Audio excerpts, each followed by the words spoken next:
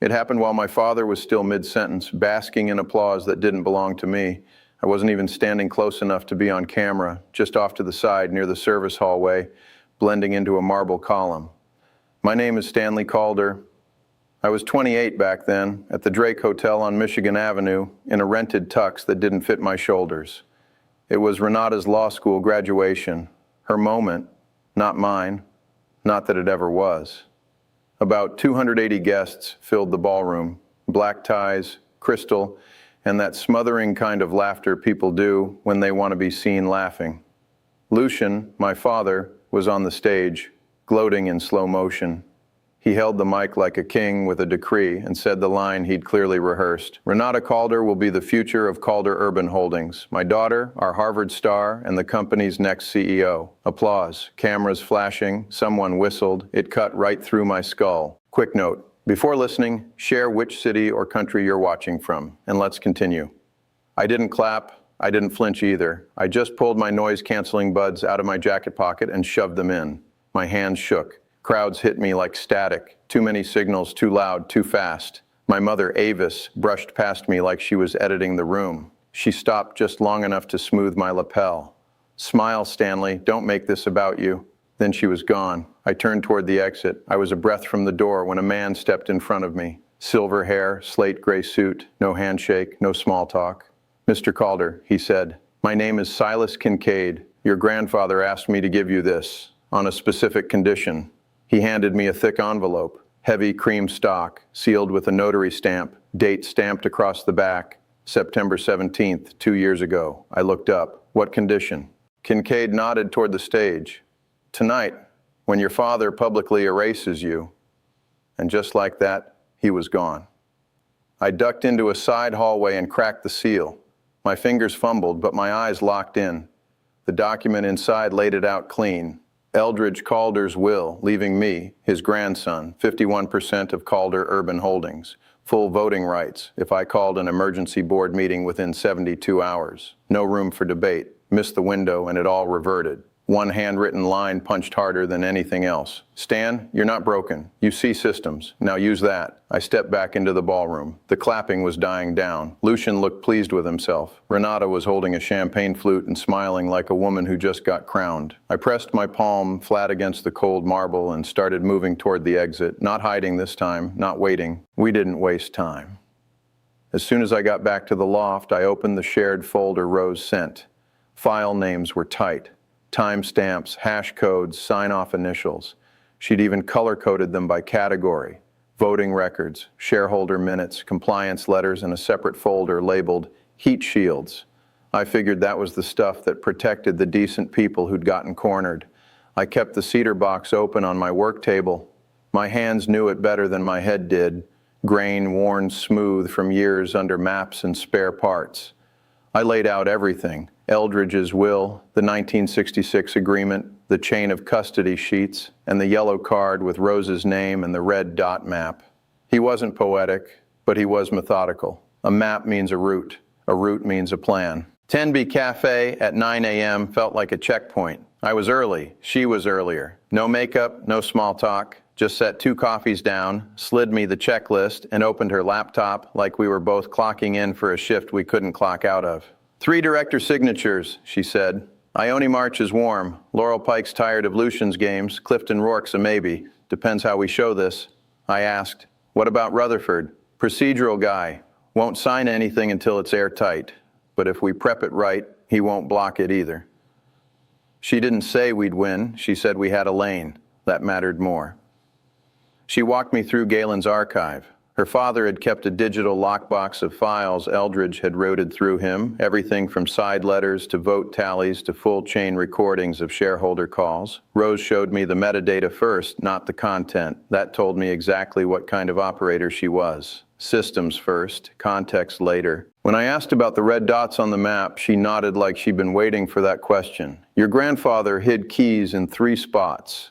Bridgeport workshop, false wall behind the pegboard. South Loop storage unit under an old partner's name. Mercantile Bank safe deposit box on Wabash. Access code in my father's letter. We hit Bridgeport first. She let me lead. I moved the pegboard just like I had years ago and found a narrow shelf behind it. Ledger in Eldridge's hand, mapping old land swaps, some from back in the 70s, taped to the inside wall, a thumb drive labeled in thick black marker. It just said, hold. Next stop, South Loop, a half-forgotten storage unit buried under a fake name. Inside, a stack of minutes from 2019, Lucian's attempt to reroute Eldridge's voting power. That vote didn't pass because Ione and Clifton blocked it. Now I had proof of that moment in writing. At the bank, Rose handled the clerk like she'd done it a dozen times. Galen's letter got us the sealed envelope, my name on the front. Inside, a note, not warm, just sharp. If you're opening this, you already know. Don't fire quick. Force a vote. Make them show what they believe in public. That last part sat with me. He knew exactly how Lucian worked. Fast, loud, backroom. This wasn't about a coup. This was about design. We left River North after sundown. The city felt heavy. Too many headlights, too much echo in the buildings. My head was buzzing, but not with panic. It was pressure, lined up like a diagram. Rose noticed. She didn't offer me comfort. She offered me time. Tomorrow we get signatures, she said.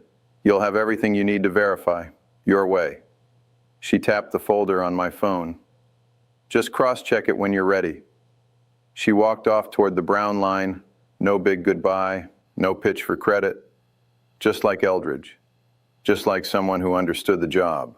Rose left me with the folder and the quiet, and I went straight to the list. No pacing, no second guessing. Momentum mattered now. I called Ione March 1st because she was the cleanest line to my grandfather. She picked up without pleasantries. Stanley, I figured you'd call one day, she said. You have my signature if the documents are clean. I told her I'd send everything that mattered. I emailed the will, the founder's agreement, and 2 redacted board minutes. I kept the subject line plain. No drama. Within the hour, she wrote back. I'll sign in person. Bring Kincaid. That was a yes, dressed as a condition, and I respected it. Clifton Rourke was next. Finance brain. Lucian loyalist. He didn't warm his voice for me or soften his questions. He asked 2 things about permanent voting rights and one about the chain of custody on the audio files. Rose had drilled me. I answered without rushing. When I finished, there was a pause long enough for me to hear the air conditioner hum. Bring it tomorrow, he said. I'm not promising anything. That was still more than a no. Laurel Pike was the 3rd name on the grid. Legal background. Long memory. When she answered, she didn't bother with greetings. Your dad lights rooms on fire and calls it leadership, she said. Send me the documents. If I'm satisfied, I sign. If not, don't call again. I sent the files. No follow-up. Laurel didn't like being chased. Rose kept the board grid open the whole time, updating it in real time. Directors, pressure points, evidence thresholds, and who influenced who. She flagged Rutherford Hale with a single line. Procedural over political. Give him everything before the meeting. That told me how this would be won, not with speeches, with paper. We met Ione and Silas Kincaid at a diner in the West Loop that smelled like coffee and bleach. Ione read the will line by line, pen hovering, not rushing. Kincaid confirmed the notary stamp and escrow entry with a stamped letter he slid across the table. When Ione hit the clause about my controlling stake, she didn't smile or react. She nodded once and signed the petition. Your grandfather didn't hand you a crown, she said. He gave you a lever. Don't drop it. Clifton made us wait outside his office while he took 2 calls. I sat on a bench and counted the tiles on the floor to stay steady. Later, Rose showed me the email he'd gotten during that wait. A limited partner out of Minneapolis had written, if Eldridge's will is valid, we prefer reform to rupture. That sentence did more work than any argument I could have made. Clifton finally waved us in and set terms. No scorched earth, no television cameras. If this is about ego, I won't sign. I told him the truth because it was shorter. I want a vote of confidence, not a guillotine. If the board says he stays, he stays. If they say no, he's out. He looked at me for a long second, then signed. Laurel took almost 40 minutes. She asked the same chain of custody question 3 different ways, checking if my answers drifted. They didn't. Due process is how you keep the mess from coming back. When she signed, she said, If you go off script in that room, I'll be your loudest critic. I thanked her and meant it. That evening, Rose forwarded an email from Rutherford's assistant. Emergency session granted, Monday, 9:30 a.m., Calder Tower, board level. Along with it came 2 more files, an audio clip from March 2021 where my father pushed to bury a compliance report, and a side letter showing he tried to slide a brownfield purchase into a shell. When I asked how she got it, Rose said, "Your grandfather had a way of getting copies before people realized what mattered." I checked the headers and metadata myself. Every detail steadied me. As I organized the final packet, my phone buzzed. Troy Darden, Building Security.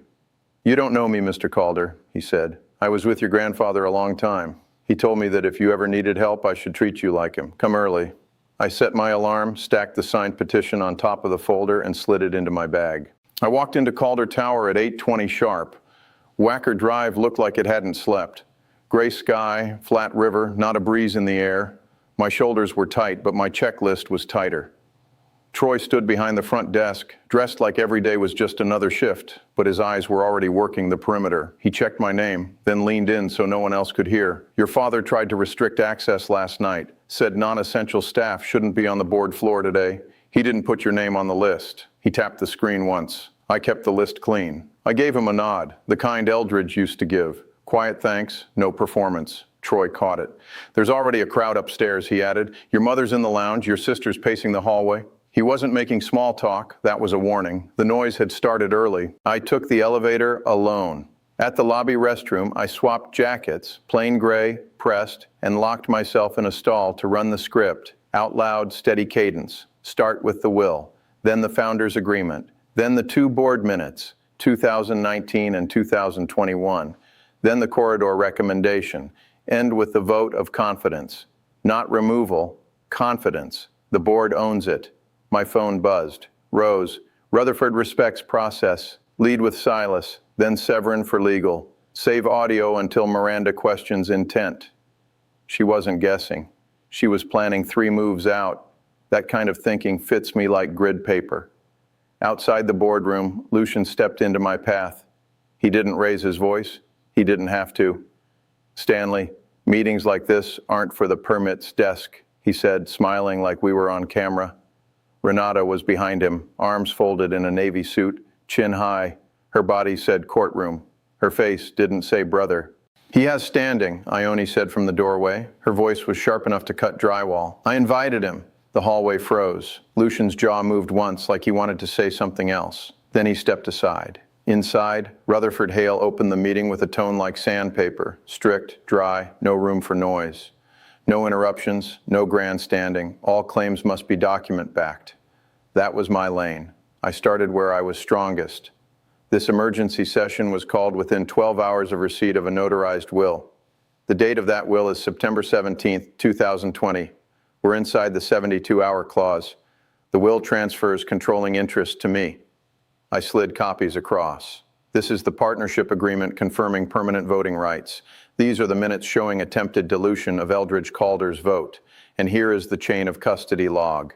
Lucian cut in just long enough to paint me as bitter and emotionally fragile. Stanley's not built for strategic roles. He's sensitive. He reads maps instead of people. I waited, let the silence do its work, then said, "I don't talk like you. I see systems. That's relevant today." Severin Qualls, the board counsel, watched me the way engineers read blueprints. No sympathy, just structure. Silas sat with his briefcase on his lap, solid as a gate lock. Rose stayed behind the guest line. No eye contact, no reaction. I laid the clean corridor on the table. We'll isolate authorization-level decisions, shield mid-level signers who were pushed under pressure, and tie new compensation to verified compliance metrics. 3 board heads tilted at the same time. That was the signal. I moved to the next point. I slid the will across the polished table to Rutherford first. He didn't rush it. He adjusted his glasses, scanned the header, then passed it to Severin. From there, it went back to Silas, so he could confirm what he already knew. I wasn't asking anyone to trust me. I was asking them to verify. Silas cleared his throat and spoke like he was reading coordinates. He named the vault where the original was held, the witness dates, the escrow record, and the notary commission number. No drama, just facts. Severin read the revocation clause twice, then said, "It is valid under Illinois law." His tone didn't lean one way or the other. It just landed. Lucian leaned back in his chair like he'd been waiting for his turn. My father was confused in 2020, he said. He was under pressure. Stanley has always been impressionable. It wouldn't be hard to steer him. That was almost funny. Eldridge never told me this existed. I found out the same way they did. I stared at the table and counted 3 beats before speaking. 1, 2, 3. Play the 2019 audio, I said. Severin nodded to the assistant at the end of the table. The file Rose had sent that morning loaded onto the screen. Chain of custody attached, timestamp clear. Then my father's voice filled the room. Crisp, controlled, pushing to reduce Eldridge's voting power to 10% because he was past it and holding back scale. No one gasped. The air just flattened. Clifton reached for his pen and stopped mid-motion. Laurel's heel quit tapping. Renata looked down at the table instead of at me. When the clip ended, I picked up the will and read the paragraph that mattered. 51% controlling interest, full voting rights. Then the handwritten line. Stanley is not slow. He was abandoned. I didn't look at my father when I said it. I didn't look at anyone. I read it steady, like I was reading a street sign. Severin asked Silas 2 procedural questions about execution and superseding prior instruments. Silas answered without blinking. Rutherford asked, "Does this will override any prior succession plan?" Severin said, "Yes." Laurel asked for the founder's agreement. I slid it to her. She skimmed, then nodded once. No smile, just confirmation. Lucian tried again. "This is a family ambush dressed up as governance." Rutherford didn't raise his voice. "This is shareholder business." That line shifted the room. It pulled it out of the living room and back into the boardroom. Renata finally spoke. Her posture stayed straight. Even if the will stands, Stanley hasn't run a division. He hasn't managed scale. She wasn't mocking me. She was repeating the argument she'd grown up hearing. I answered clean. "I'm not asking to be chief executive. I'm asking for a vote of confidence in current leadership. If the board believes Dad should stay, that's the decision. If not, that's the decision." Clifton cleared his throat. "That's the right motion," Laurel said. Seconded. You could feel the shift. Once it became a process question, the noise drained out of it. Severin read the bylaw on a confidence vote. Simple majority, recorded in minutes. If no confidence carried, resignation effective in 30 days. Rutherford called the roll clockwise. I counted in my head because it steadies me. Yes, no, no, yes, no. The numbers lined up like columns on a ledger. When it finished, Severin read it back. 7 no confidence, 4 confidence, 1 abstention, recorded. Lucian didn't explode. He didn't slam the table or walk out. He just looked at me across that long stretch of polished wood.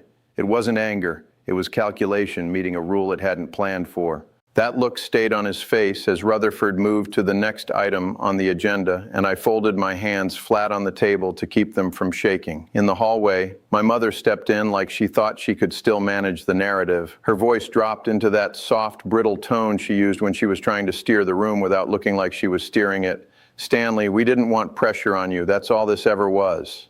I looked straight at her and said, "I didn't need a padded room. I needed a fair shot." She blinked twice like I'd switched languages. Maybe I had, at least for our family. Lucian came in behind her, still calm on the outside. He waited until we were close to the elevator before he said it.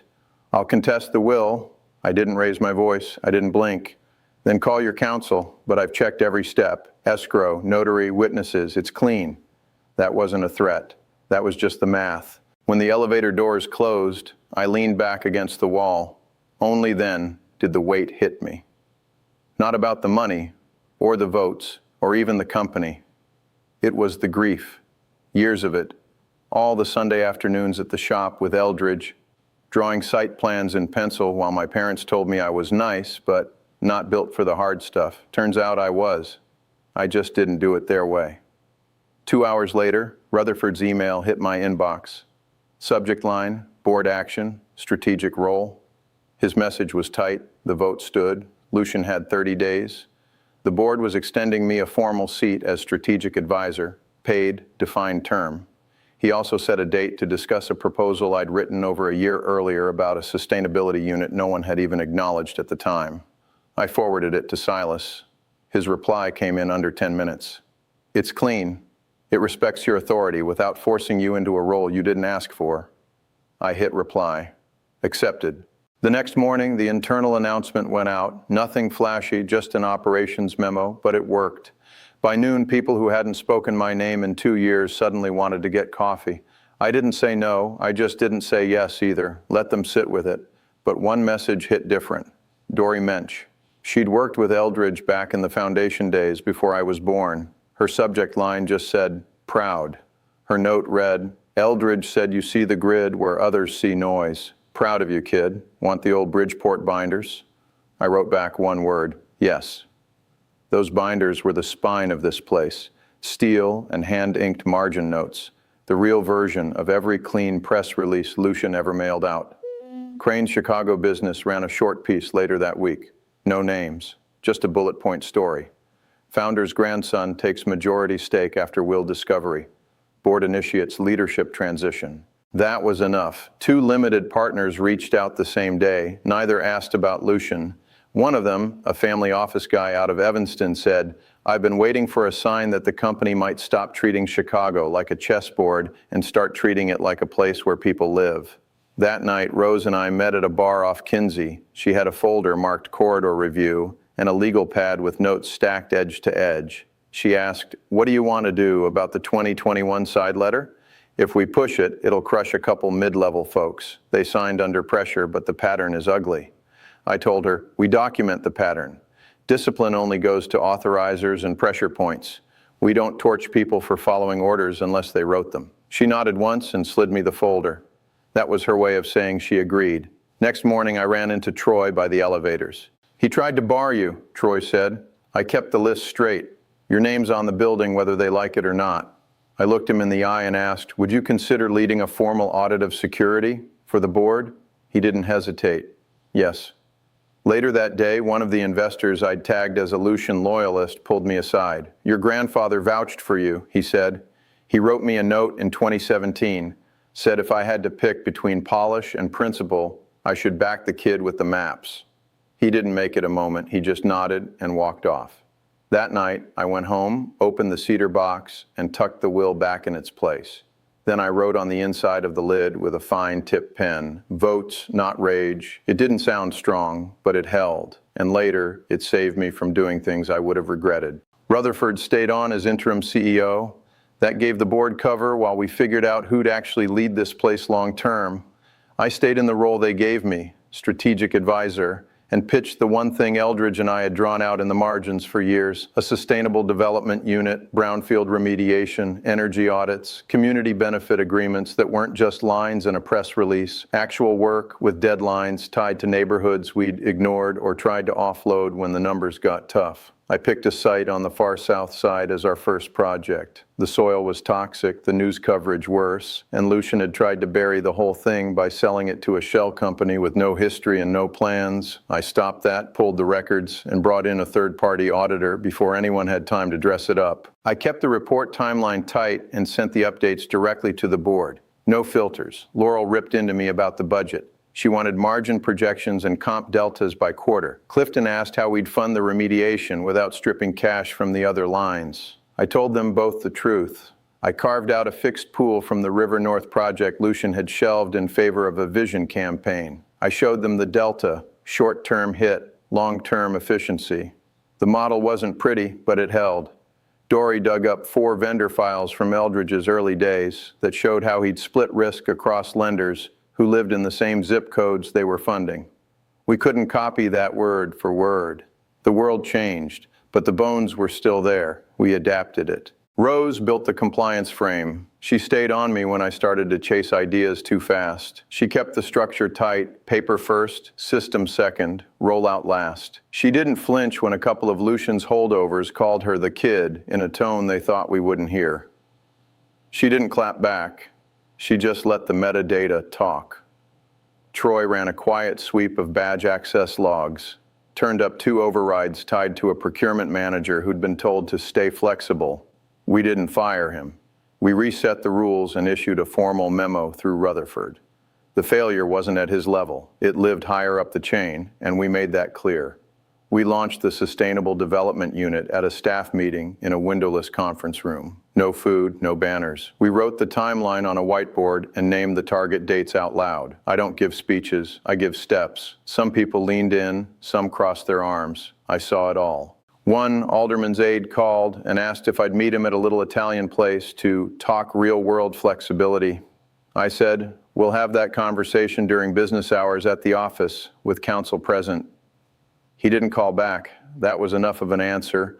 My mother sent an email offering to help with optics. She wanted me at a museum fundraiser. I replied, thanks, and kept it short. Then I sent Rose and Dory in my place. They stayed for an hour, shook hands, and walked out with 3 apprenticeship leads for the Bridgeport shop we were turning into a training space. People say it's just business. For me, it was always both. My grandfather taught me that if you build it right, the work will speak. That's what we started doing. Rose and I kept running the city like it was one big blueprint with corners folded in, South Loop files, a retired inspector's affidavit from Humboldt Park, a dusty drawer in Bridgeport with a stack of hand-drawn easements my grandfather had color-coded with cheap markers and notes like check again before Lucian moves.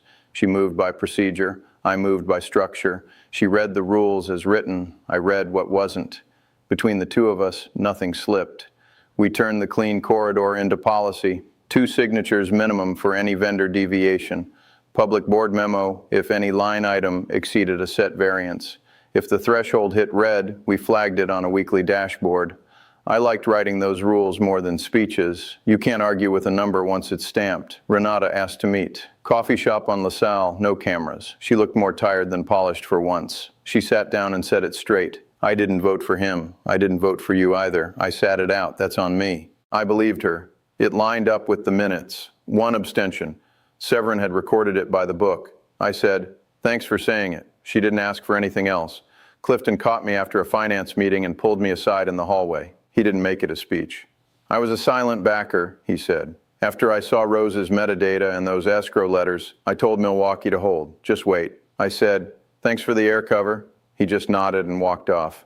Dory helped us reopen Eldridge's Bridgeport shop. We set up a long table down the center and turned it into a live work space for apprentices from Kennedy King. No press release, no balloons, just work, mock-ups, plan sets, live models pulled from current remediation specs. It felt right. At night, I could talk to Rose about the city for hours. What I couldn't do, what I never found easy, was talk about myself. She never pushed. She just asked clean, focused questions. What makes the noise worse?